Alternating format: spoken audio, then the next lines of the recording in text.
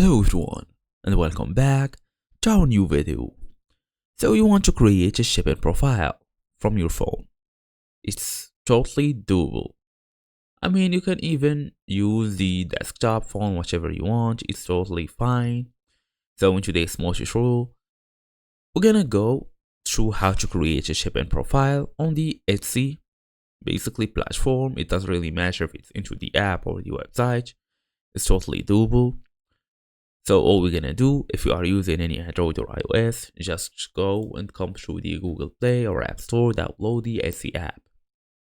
So I will just show you how. You come here, basically on your phone, look for Etsy, then download it. After this, you go and open your profile.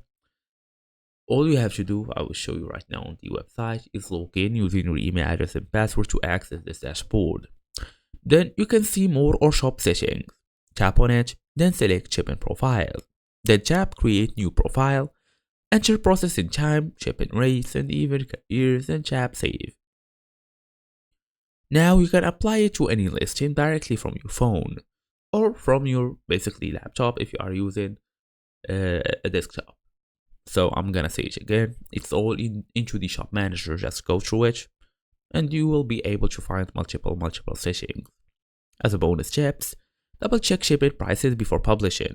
Then use profiles to avoid pricing mistakes and update profiles instead of editing listings one by one. And that's the whole idea here. So just go log in, go through the shop manager and do all of this settings. Thank you all for watching. I will see you all in the next video.